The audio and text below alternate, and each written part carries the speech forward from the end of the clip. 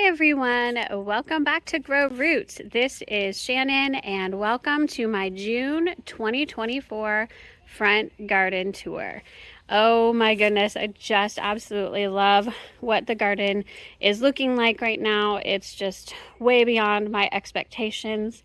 For those that haven't followed me before, I am a garden channel here in North Texas. I have a small home and a budget, and I post monthly garden tours with my front yard and my backyard. So please hit that subscribe button so that you can see my gardens and all of the different updates and things that I do.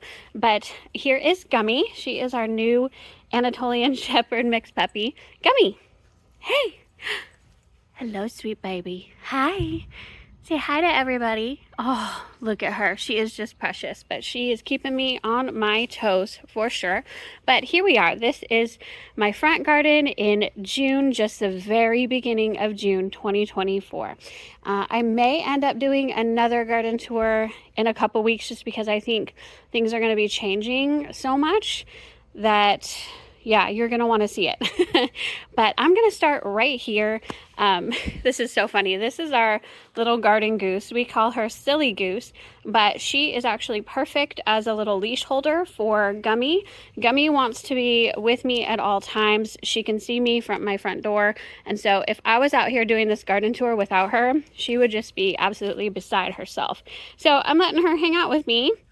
And Silly Goose is actually a really perfect leash holder for now. Not much longer. Too much longer, she's going to be way too big and she'll be able to probably topple that thing over. But for now, this totally works. I just want to give you this little smidgen of a look. Oh my goodness. This too. Oh my goodness. Look at this view. All of the plants that you see in this view just come together so beautifully, and I'm so proud of the design that I chose, and it's really working out. So let me just start off with, I guess, the front border. So the front border is filled with Super Tunia Jazzberry, which is taking off now. I am so thrilled with the performance of the Super Tunia Jazzberry. It is this beautiful magenta color, and I've not deadheaded these at all. That's the beauty of Super Tunias, is that you do not have to deadhead them. And Super Tunia Jazzberry is a Vista series, which means it grows vigorously and it is living up to its name. You can see it has Dusty Miller behind it, and it is just going into the Dusty Miller, into the Maynite Salvia, which is the purple that you see back there, and it goes all the way back there. So it's so beautiful. I love it so much. And then I've paired it with this purple verbena. My actual plan was to try to find Superbena Cobalt or Superbena Imperial Blue. I forget which one is the current name of that plant, but I really wanted to find that plant and mix it with the Jazzberry, but I just couldn't find it anywhere. But I did see this purple verbena that almost has a bluish hue as well. Purple, pink, blue, and it's beautiful. And it was at Callaway's and didn't really even have a name, just a verbena. So I picked it up and mixed it in with the Super Tunia Jazzberries. And, you know, it's not as vigorous. There is a little bit of grass coming in here. It's not as vigorous as the Jazzberry, but it is still holding its own. The Jazzberry has not taken over yet. I don't know what will happen as the season goes on, to be honest, but this is just absolutely stunning. This mix of Super Tunia Jazzberry with this purple verbena, which is kind of pinkish, purplish, bluish almost, and then the Dusty Miller behind it, and then that Maynite Salvia is poking through.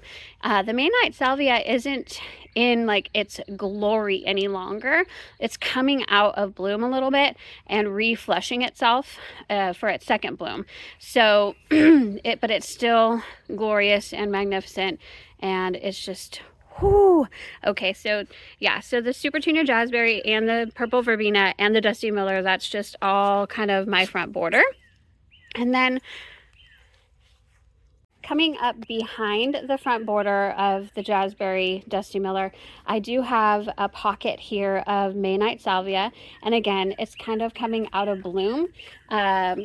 If you have grown May Night Salvia before, then you know that you can go ahead and, after its first bloom, you can cut this way down, prune it way down. And I do have a video about that, and I did do that last year. This year, things are so crazy. I just did not have a chance to do that before the second flush started. So here's the second flush of blooms, and it's got those kind of all over the place. So I'm just going to keep it. This is how it's going to be this year. It just is what it is. You definitely could just keep your May Night, you know, you can let these go and then it still will reflush. So there's a spider web right there with a fly in it. Do you see that? Interesting. The Supertunia Jazzberry, again, is coming all the way back in here and mixing in with the May Night Salvia, which is so fun. But under the May Night Salvia, probably not loving life because it's starting to get covered up. This is Lemon Ball Sedum, which is a spectacular sedum ground cover, and it's still kind of flowering for me. How fun is that? But it is really starting to get covered up by this May Night Salvia. It's getting crazy. So I may cut this part at least back to give Lemon Ball Sedum some room there. I still have Dianthus back here. This is your like Chinese pinks Dianthus, the annual Dianthus that you see in the big box stores and things like that in, you know, winter, early spring. I picked up some of that and it is still going strong and it's still blooming for me. Some of it has also come to seed, so this is a great time. I did do a video on collecting Sweet William seeds, which is also a type of Dianthus, but it's kind of the same for seed collection. These little cups hold a bunch of seeds. And just picking this, I should be able to even get them in my hand. Yeah, look at that. So there's the seeds for that plant. I'm just gonna sprinkle that over, but it's a great time to collect those seeds when they start showing you those cool little seed heads. They're little cups. Right here I have a Rudbeckia. Interestingly enough, it was a seedling that showed up in my front border up here, and I had 3 of them when I took out the front border, so I transplanted them in the back because that's kind of where I want them, and I'm so glad I did. Like in front of this welcome sign. Ooh, so pretty. Rudbeckia and I have a interesting relationship because I can't keep it alive. It is a perennial plant. It's in zone 8 where we are, it should be absolutely perennial, but I can't. 2 years in a row I've grown it from seed and it died on me like end of July, August. I get like powdery mildew really easily, I guess, and so it just succumbs to that heat mixed with powdery mildew, and I just can't keep mine alive. But it did reseed itself, which is fantastic, and the plant is looking beautiful. Look at this. Oh my goodness. We have had so much rain, y'all, that this is what the rain does. I'm kind of bent over those petals, but ooh, that's a spectacular little sight. Underneath that, what you're seeing, this little pop of color, this is Superbena Sparkling Amethyst. I picked this up in Walmart. Our local Walmart had it for like $5.33. So I got this one and I got another one that's in another location that I will show you later. But from up here, this combination is beautiful. I love it. So I can't ignore this right here. I was going to show you when I do my containers because it's in the container on my steps. But look at this. Do y'all have a guess of what that is? I'll bet you do, or some of you do. It is, you're right, Proven Winners Supertunia Bubblegum. The best Supertunia out there, hands down, in my opinion. And look at it, you can't even see the pot anymore. And it's only the beginning of June. I probably planted it late April, beginning of May, maybe? I need to go back and watch my garden tours to figure out when I planted it. But amazing plant. It's going into my Sunshine Ligustrum back here. Look at this. Look at this. Oh my gosh. And it's behind this little welcome sign, but it's also like going into that front garden border or that front garden part as well. So this view of that welcome sign with the bubblegum and the Rudbeckia and the dianthus and the Super Venus sparkling amethyst, it's just so lovely. I absolutely love it. Okay, so moving along back into the garden bed, again, I have a whole drift of this Maynite salvia right here, and it's kind of coming out of bloom, but going into a second flush of blooms. This plant that you see is what is left of my fabulous Sweet William that was just in May. Go ahead and watch my May garden tour, because you can see like this plant was this tall, full of pink blooms. Beautiful, beautiful mop head type pink blooms. Gorgeous. And it is done, and that is what this plant does. I actually think this is going to die now, so I probably will go ahead and put something in its place, because they are biennial. So Sweet William will grow the first year, just grow, and it is super heat tolerant and drought tolerant, might I add. Really, really tough plant. And then the second year in the spring, it will start blooming, and it'll just shoot up these stalks out of nowhere, it seems, and then it will start blooming. Just as spectacular. One of my favorite blooms ever, honestly. I love mophead hydrangeas. Those are probably my number one bloom, but after that is probably Sweet William. It's gorgeous. And then those are all spent, and you can collect tons of seeds from them. I did do a video on that as well, if you want to check that out, on how to collect the seeds. But now it's done, and I'm told that it's going to die now. So I probably will just take that out, and I have an idea of what to put in its spot. So hang tight, and I will tell you what I'm thinking about putting in that spot. Back here, I actually have two different types of salvias. It's very interesting. This is a salvia right there. It is called Salvia Hot Trumpet, but it is just getting swallowed. It got swallowed by the Sweet William. It got swallowed by the Maynite salvia right here. And yeah, I don't know if it will. I'm surprised that it actually has survived, but it's very, very small, and that bloom is spent. We'll just see what happens. But over there, that is Salvia Greggii, however you would like to pronounce it. I hear it so many different ways, but beautiful, beautiful plant. It looks red on film, but it is actually like a hot pink color. And this is one of the toughest plants you will ever see. It is so incredibly heat tolerant and soil tolerant and drought tolerant once it's established. And they will get pretty large as well. I'm not going to let this one get too big. I don't want it to be too much bigger than that, to be quite honest, but I really do love it. It's a nice pop of hot pink / red in the garden, especially with the Sunshine Ligustrum in the back.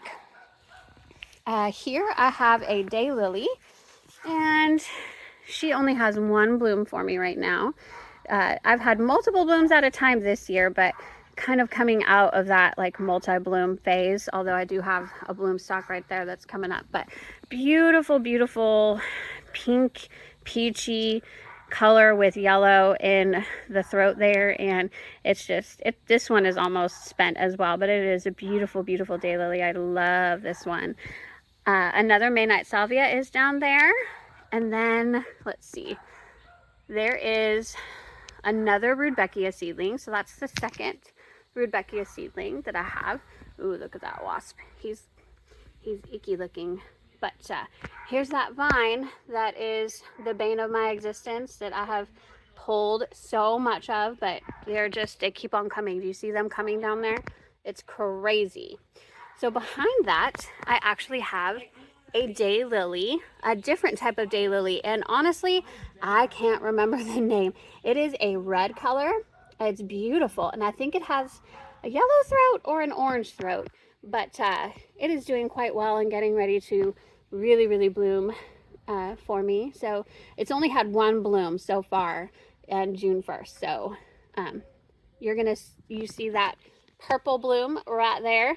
It actually belongs to this plant, which is my balloon flower. Oh my goodness, I love this plant. It's so spectacular. So this is another combination of plants and colors that I am absolutely in love with. This balloon flower is grown from seed. Last year I grew it, so last spring. So it's more than a year old now. And I believe it's Baker's Creek Heirloom Seeds, and I think the name of it is Fuji Blue, if I'm not mistaken. I can put it up on the screen. But I did get it to flower last year, and it actually did quite well, and it was maybe 12 inches tall. I transplanted it here, and it just took off this year. This growing season, when it came back, it just took off. And it's, I think my bird bath is 3 feet tall, and so it is minimally, it's actually taller. It's probably 3.5 feet tall, this plant. But it's so awesome. This blue with the Super Tunia Jazzberry, and then again the Dusty Miller, and then the purple Verbena is down there, and and then the yellow Sunshine Ligustrum is in the back. It's stunning. And this is, interestingly, this is what the Superbena Imperial Blue or Superbena Cobalt, this is kind of the color that would have put off for me, and that's why I wanted to mix those colors in this front border here. It's unfortunate that I couldn't find it. However, God knew that I wanted that color combination, because he was like, here you go, I'm gonna make your balloon flower go crazy. And it certainly is. It's just stunning. It's so beautiful. I'm so happy. I'm so happy with how the garden turned out this year. Can I just do it like this every single year? But then we wouldn't have any change. So yeah, anyway, it's just, I'm just taking it in. It's so pretty. So from here, we kind of just have a repeat of what you saw on the other side of the bird bath, in the sense that I have another Salvia Greggii back there. I had another Salvia Hot Trumpet, and I think it is back there, but it is swallowed up right now. And then I did pop in a Dianthus back there. There's more Maynite Salvia and more Rudbeckia. That was, again, a Rudbeckia seedling that popped up in my front border that I went ahead and popped back there. So again, just kind of and then this daylily. That's, again, swallowed up by balloon flower, Salvia Greggii. Everything's kind of coming in together now because it's crazy. And it's not really currently blooming for me. So, but I did show you what it looked like on the other side. So coming over here, this is a different microclimate side of my garden. I'm going to back up a little bit. Okay, backing up to show you that I have a Vitex tree here, and it is in its full glory, almost. Actually, I'm seeing now that it's almost past the peak of the full glory. I did take a video of it, I felt like just a few days ago, when it was in its full glory. But this is its first set of blooms. So it's kind of, it's kind of coming out of that first flush already. And I believe, let me see, Shoal Creek is the variety of this Vitex, because these panicles are really long, especially for a Vitex. There are certain varieties that give you these really super long panicles, and this is one of them. And I think it's called Shoal Creek, if I'm not mistaken. So I absolutely love this tree. It was pruned very heavily, and this is kind of a rebound year for it. It's not pruned exactly like I want it right now, but it's a rebuilding process now, so it'll be fine, I think, next season. But what it creates is, it creates a lot of shade right under it, obviously. And so it's definitely a different microclimate, but it's super fun because I can grow more shade plants under and in this area. So the first thing that I'm going to show you is Burgundy Glow Ajuga. This is my favorite Ajuga, hands down, because it has this variegated foliage, burgundy and cream, and this part's kind of even getting like really dark, which is kind of cool. And they have these really cool little blue blooms in mid-spring, I would say. So yeah, really beautiful plant. If you can believe it, this Burgundy Glow Ajuga that I have here and then here, it was one like 3-quart pot that I bought last year, and I separated it into 3 and planted 1, 2, 3, and now they're huge and spreading, and almost filling in this gap. I actually, oh, there it is. The hosta did come back. I was going to say, I actually had a hosta planted here last year. And it did come back. I thought it had died off. But look, it is just getting torn up by we have had really bad roly-polies. I know some of you don't think that roly-polies, some of you might think roly-polies are, well, they are. They're great for the dirt and decomposition and things like that. But they do eat tender foliage. Tender new foliage is what I have learned. They have eaten my seedlings. They have eaten my plants that are trying to come up from dormancy, like this one, and they are just relentless. I have a ton of them. It has been very wet, and so I can see that hosta is finally coming back, but I don't know. He might be gone, and that's okay. The Burgundy Glojuga is going to be taking over this area anyway. If he comes back, you know, really well, then he'll come back through the Juga. It'll be fine. I have another ground cover right here, and it is variegated Vinca major, and it's really a gorgeous ground cover. Again, I love variegated foliage, and it is supposed to have purpley, bluey, purpley blooms as well, but I have had it just as long as the Ajuga for more than a year, and it still hasn't flowered for me, and I'm not really sure why, but I still think it's beautiful. I will caution you though, it is a very vigorous ground cover, and it tries to take over, and it has taken over this area, which is what I wanted it to do. It's done what I wanted it to do, but you need to be careful. Like this, it wants to get into the grass, and I don't want it to do that, so I'm gonna pop that right there and put that right there and call it a day. But yeah, you need to be careful. It will take over in the area that you're going to plant it, but that's kind of the point of ground cover sometimes, right? So I'm okay with it. I didn't tell you about Lambo. So Lambo is our garden sheep. So we have Lambo the garden sheep, Silly Goose the garden goose. It's just kind of fun. And yeah, you can see wow, it's growing all inside of Lambo, but I think that's kind of a cool look. I don't want him to be completely covered, but it's kind of cute. So here we go. Can we just talk about the beauty of endless summer hydrangeas for a second? Take it in. It's so beautiful. This is my favorite plant, hands down. Not necessarily this one in particular, but this variety, endless summer hydrangeas. I have many of them. I absolutely love them. Many people think you cannot grow them here in Texas, and I am here to tell you that you can, and they can look spectacular like this in the ground. This is the first year that I have been able to achieve a true blue bloom, and there it is. What? Soil acidifier is the key. I use Espoma soil acidifier, and I love how some of the blooms are a mix of the pink and the purple, and this one as well. What? So that's a bit of an older bloom. Here's another mixed one, and this gets morning sun. This plant actually just a little bit of afternoon sun, like as the sun's coming down. It does get a little bit of that afternoon sun, but it can take it. There were a couple leaves that burnt. There were a couple blooms that burnt last year, but this plant is mature enough that it can kind of take that, and it's no problem for it. But for the most part, it gets morning sun only and in the shade the rest of the day under this Vitex tree. So I'll kind of come around a little bit more for you. It's just so beautiful. I just love it so, so much. So I am going to come back around. I hope that you don't hear the dog barking in the background. That's my neighbor's dog. They are gone, and so if you do hear that dog, that's what that is. But just a general overview of the front garden. I haven't talked about the sunshine ligustrum yet. That is the hedge that you see there. It is very woolly at the moment, and I'm getting ready to trim it pretty heavily. So that's what I mean. Like this I'm going to do some work in this yard, and it's going to be kind of transformed in a couple weeks.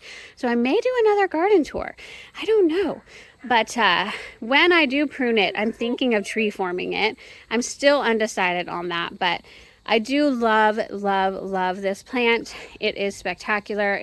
It looks like this in the winter, y'all. Sometimes it gets a little bit frostbite and it can defoliate a little bit when it gets really, really cold, but otherwise it is so tough, such a champ, can tolerate anything. Like, I'm coming up into June. It's almost too late to prune, to be honest, but we have had such a mild spring that right now the temperature is beautiful. It probably will get into the 90s in the next coming weeks for sure, but pruning it right now, I think it's much better than actually waiting until July or August to prune. So I'm gonna do it, and it needs to get done, and so that's on my list of things that need to get done pretty soon. Right here, I wanted to point out my vines that are growing along this espalier that I made. I love it so much. So this vine that you see is Black-Eyed Susan vine. It's grown from seed. The flowers are like a yellowish color, and I'm just slightly disappointed that it's not blooming more than it is. But it did have a couple of blooms, and I did take a picture of them. I'll pop them on the screen so you can see. I hope that I have more blooms, but even just the leaves, it's absolutely beautiful, and it's growing in that diamond shape. But I have a feeling you're not going to see that diamond shape much longer.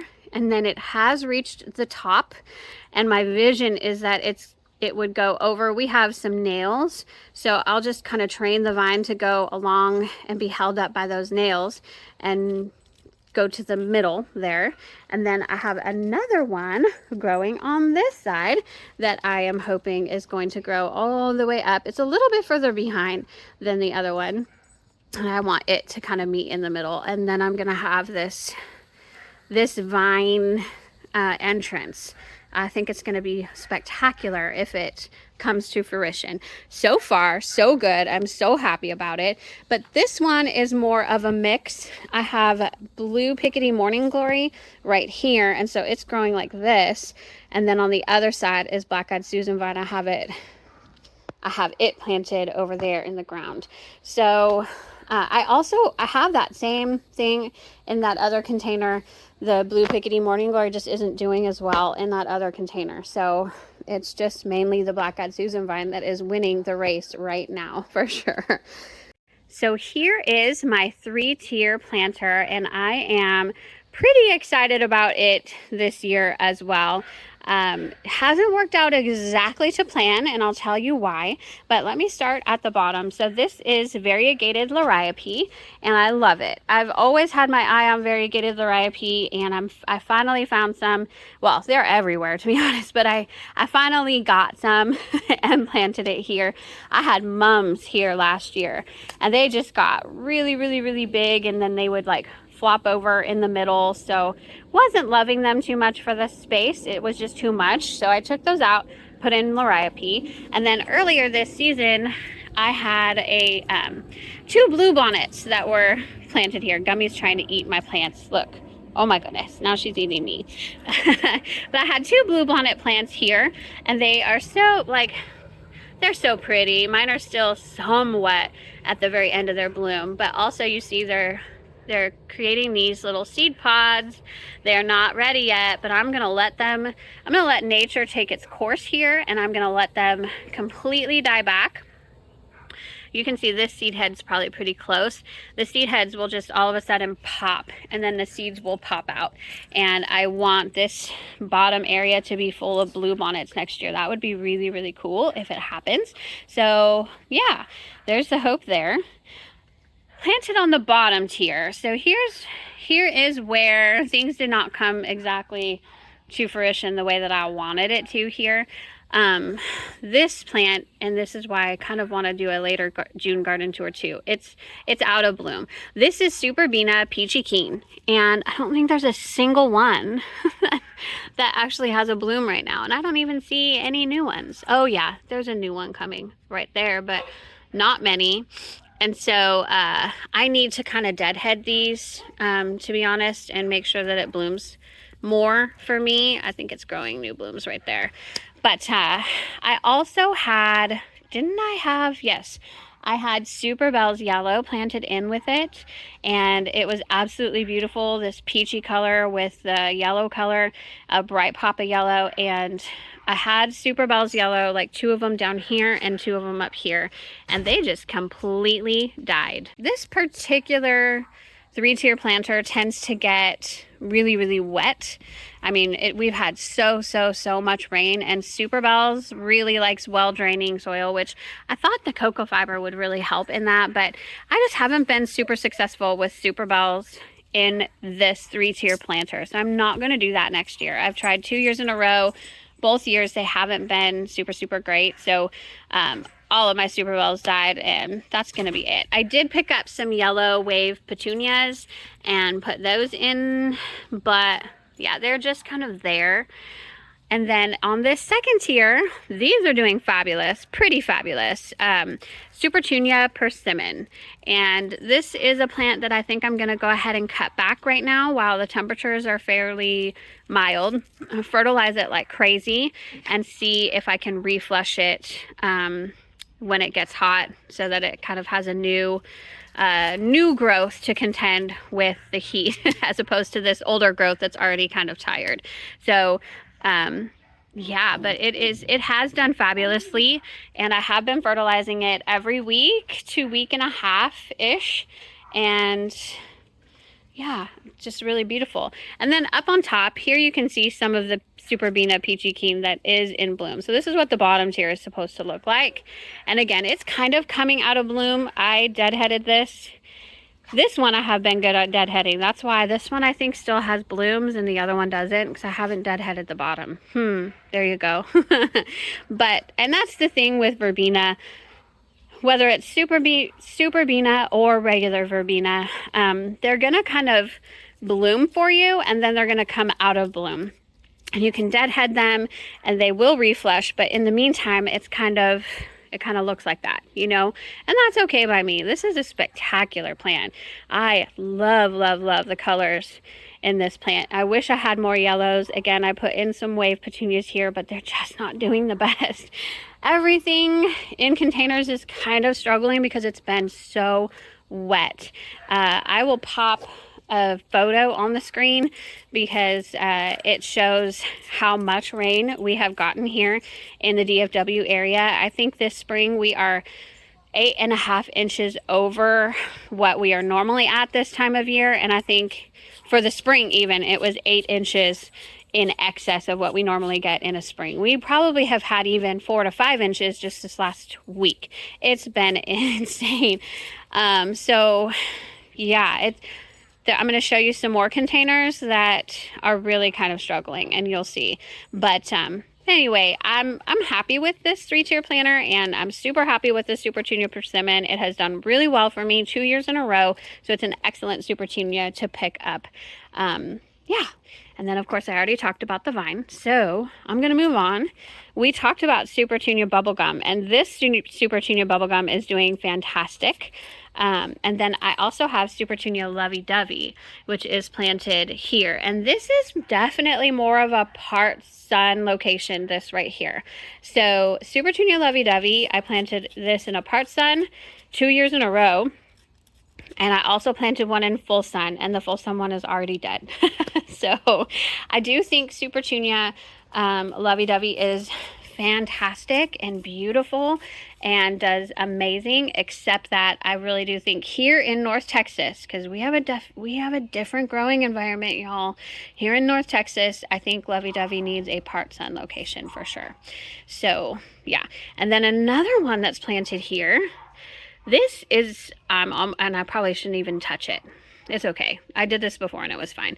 This is Datura, or moonflower, and I got this because do you see that white container over there? That I got for free from Facebook Marketplace in the wintertime, and it had just a little bit of soil.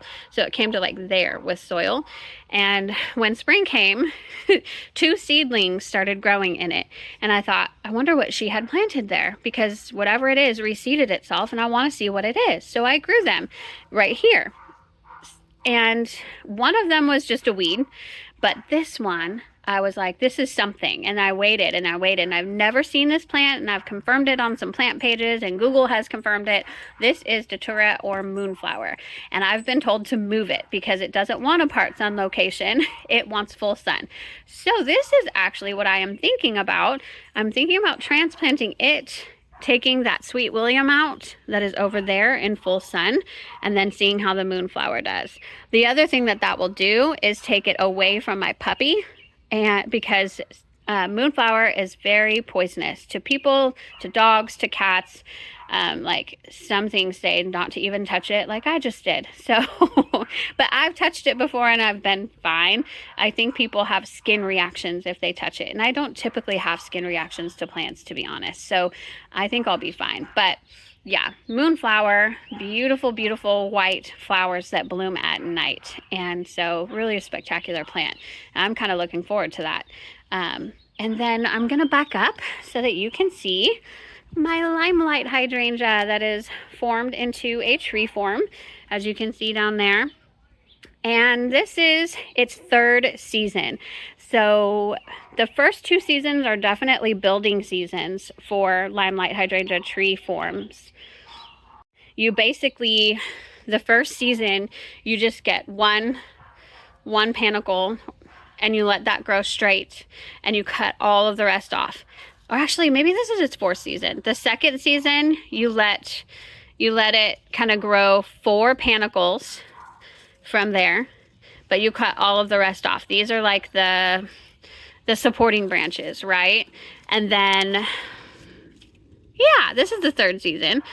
Or is, yeah. Okay, and then, so that's what I did last season, right? Oh, I'm getting it all mixed up. I think this is the 4th season, to be honest. And then the next season, you let it get panicles along these 4 branches, but not too many because it'll get too heavy. It's not thick enough here yet to support very much. So anyway, long story short, I'm letting it kind of go crazy this time because it has had a few seasons of growth to support all of these panicles. And I have told myself that if it gets too heavy, I'll just trim some of them off, and that's no big deal.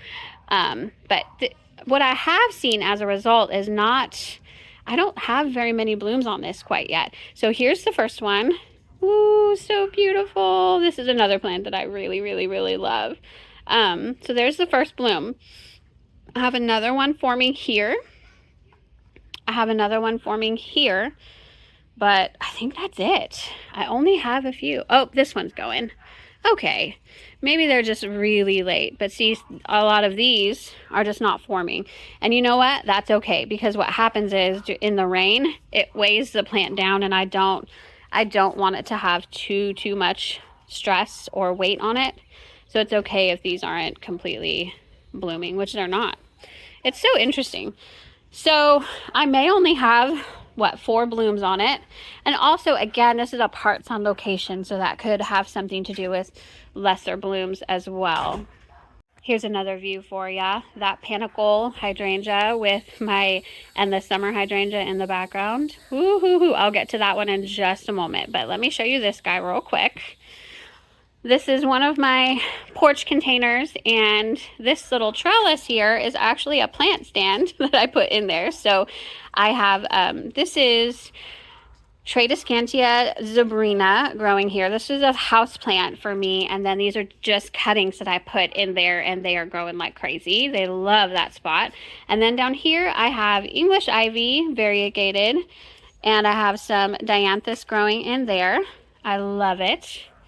And then over here is one of my favorites. They're so simple, Impatiens. And it's a variety of pinks that I put in here. But look at it. Look at how beautiful. They're huge. They're just absolutely beautiful and perfect in that white container, in my opinion. But this is also where I planted my vines. And so you can see here is the morning glory. It actually is getting eaten, and it's there, but it's not nearly as vigorous as this black-eyed Susan vine. And so the black-eyed Susan and morning glory are growing up here, and then this is where I have it trained up the espalier. So just absolutely beautiful. I can't see any blooms right now. I do have to be careful because it might try to grow into my sunshine ligustrum. So I have to constantly like come out here and put them on the wire that I have for the espalier.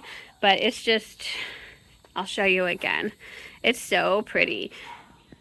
I love that, like, they're just in a container and then growing up there. It's so cool.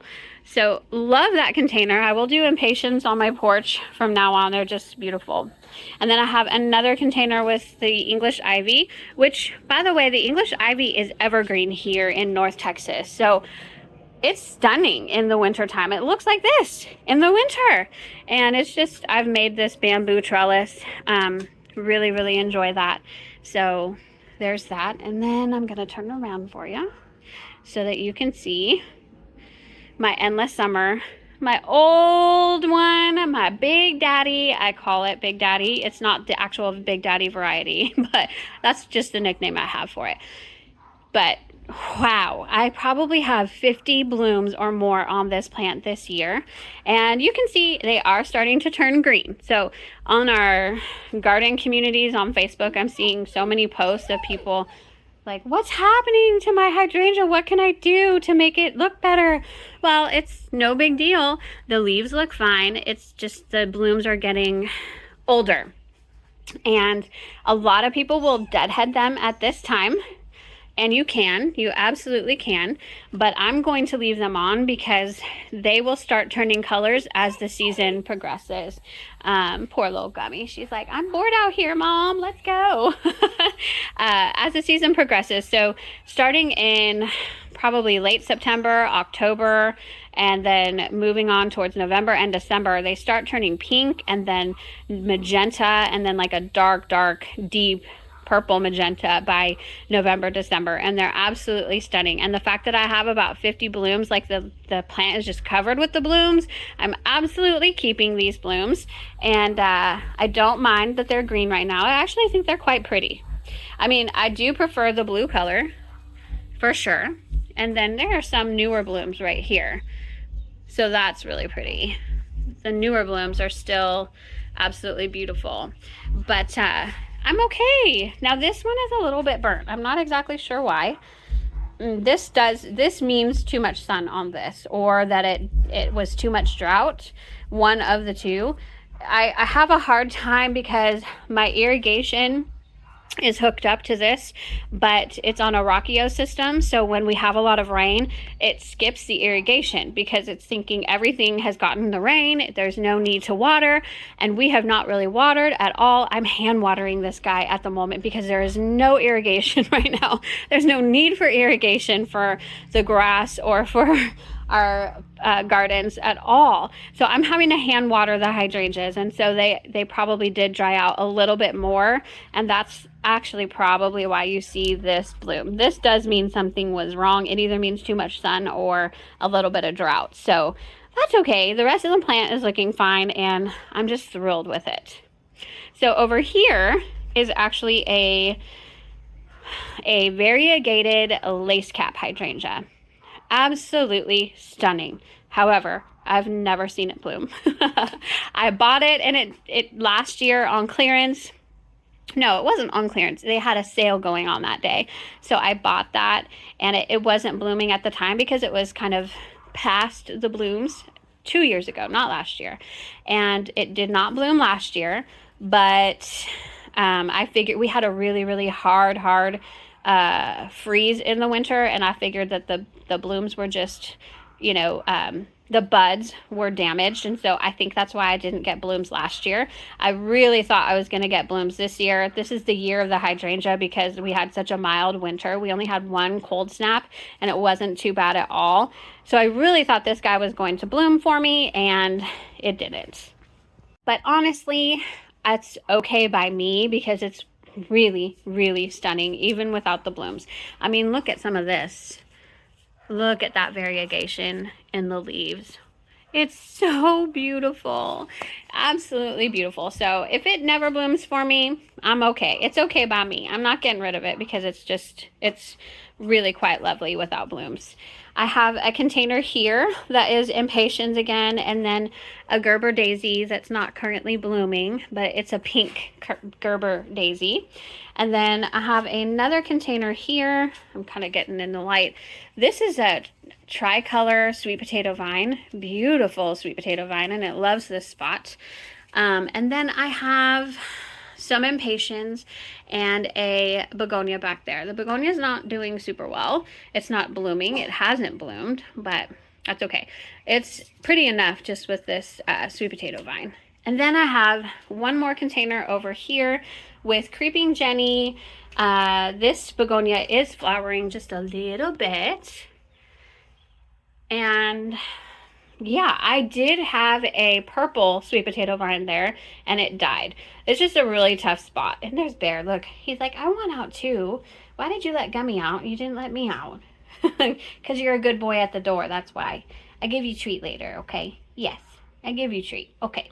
Anyway, this container just doesn't have a lot of light in general, so it's kind of deep shade, and things are just a little bit struggling there. So hopefully the Creeping Jenny does okay, but we will have to see. Okay, so we're almost done. Hang in there with me. I just have two. Oh, Gummy, no. No. Okay, you guys got that? All right, hang on a sec. Sorry, y'all. I had to clean up this huge mess that Gummy just dug up, this border here. Now I need to look up if Liriope is poisonous. I don't think it is. I think it's okay, but she didn't eat any of it. She honestly was going into the dirt and just digging the dirt, so I kind of shoved it all back. You are a hot mess, my dear. Okay, hang in with me. I've got these two containers to show you, and yeah, so here we go.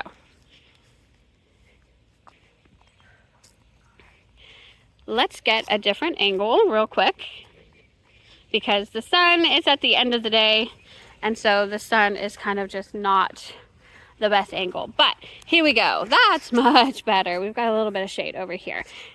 These containers started out with a very small Mystic Spires blue salvia, and then 4 Supertunias all the way around. I had Supertunia Bubblegum, Supertunia Priscilla, Supertunia Royal Magenta, and then on the other side, I had Supertunia Lovey Dovey. It was kind of a Supertunia competition. Well, guess what won? Yes, you can guess. Supertunia Bubblegum won hands down. But even the Supertunia Bubblegum is kind of struggling right now because we just have had too much rain. I did fertilize this about a week and a half ago, but I feel like it's rained every single day since then, and it's just flushing all of the nutrients out of this container, all of this rain that we've gotten. So yeah, it's just been difficult. All of the other Supertunias have died. I even put a Super Bina Sparkling Amethyst here, and it's actually doing okay. It's just out of bloom. I have a bee attacking me because I'm too close to the Mystic Spires blue salvia. But I do have a Super Bina Sparkling Amethyst. It's doing okay. I need to come and deadhead these guys to get it to rebloom a little bit. But it's doing okay. This Supertunia Bubblegum, you can see it needs to be fertilized. And I have fertilizer mixed and ready to go, and I was going to do that this morning, and then it started raining again. It wasn't even supposed to rain this morning, and it started raining while I was going to fertilize. So food equals flowers, even though this container is soaked. And yes, it is soaked. I still have got to give this guy some food so that this bubblegum can bounce back. I really hope it will. I think it will. And then this Mystic Spires blue salvia, holy moly. It was just this little tiny plant, and now here it is, and the bees and the butterflies just absolutely love it. I also wanted to show you, these are the spent blooms. I know, Gummy, I know. I wanted to show you what the spent blooms look like because I have not deadheaded it at all. And honestly, they're still really pretty. They still have this like bluish hue to them. And half of these are spent blooms and half of these are new blooms. And you just kind of really can't tell. It's just, and then there's new blooms There's just, I can't believe how much these plants have grown. I can't believe how vigorous and absolutely magnificent and beautiful it is. And the bees, I mean, they don't even like me near this, but I don't know if you can see them all and hear them all. Hear all the buzzing. It's so crazy. But just, I love, this is my new favorite salvia for sure. And then this Super Tunia bubblegum is planted on the other side of this pot. So this part of it is actually doing pretty good. Yeah. And then I just wanted to show you the other one, even though it's in the sun kind of right now. But I did have Royal Magenta. Super Tunia Royal Magenta was here and did good for a while. But as you can see, it has pretty much succumbed. I think I'm going to cut all this back and see if I can get it to regrow with some fertilizer. We'll have to see. But yeah, the Super Tunia bubblegum is not doing the best either. It's on its way out. I'm going to try to save it by cutting it back and then fertilizing it. See if I can get that to go. But I just absolutely love it. So there you go. Just one real quick little moment here. I have been forgetting to film this little very, very thin planter here that I have planted up with Winter Gem boxwoods, and they are doing beautifully. I do need to go in and kind of start pruning these back as well. Now is again the right time to do that before it gets really, really, really hot. And I may have passed my window, but if I do it in the next week with my Sunshine Ligustrum, I think we will make it. But they are just beautiful. I just love them here. They're perfect. And yeah, so those are Winter Gem boxwoods. Okay, so last but not least, I don't want to ignore this because I've got to give him credit. This is our Palisades Zoysia, and it is doing fabulous. One side note, my husband is the one that takes care of our lawn. He's the one that, like, he does all the fertilizing, all of the aerating, and all of the good things, and he does a fabulous job. He's been in South Africa on business for the last 4 weeks. We are so ready to have him back home, let me tell you. So my son has been doing the lawn mowing, and it hasn't been done in maybe just a little over a week, and so it's not looking its absolute prime because of the maintenance aspect of it. But I know my husband is coming back Monday in just a few days, and he'll have this, you know, looking amazing in no time. So there you have it. Thank you all so much for watching. I am so happy with how my garden is looking for the very beginning of June. It's been incredible, and I know the heat is coming, so stay tuned to see how everything survives the heat. Oh, I will say this, I do have a backup plan for the Super Tunia Jazzberry and the Verbena. If they do not survive the heat that is coming in the next few months, I do have some Dreamland series zinnia that I've started from seed about 3 weeks ago, and they are little seedlings. And so if these Super Tunias die back, the Verbena, if anything dies back, I have some plants that are ready to go, ready to pop in for that border, because I don't want to be missing a border. And the Dreamland series of zinnia, thanks to one of my viewers that told me in the comments last year, they are low growing and beautiful, beautiful border plants. So kind of excited, not excited, because I really do want to see the Super Tunia Jazzberry survive the whole season. I would love to see that, but here in North Texas, sometimes it's just not possible. We will see how hot this summer gets, but I do have a backup plan. So yes, thank you guys so much for watching. Please, if you enjoyed what you saw today, hit that subscribe button so that you can be notified of my future videos, and I put them out monthly, as well as other garden maintenance videos and plant videos of my favorite plants and things like that too. So thank you so much, everybody. I hope you have a fantastic day. Bye-bye.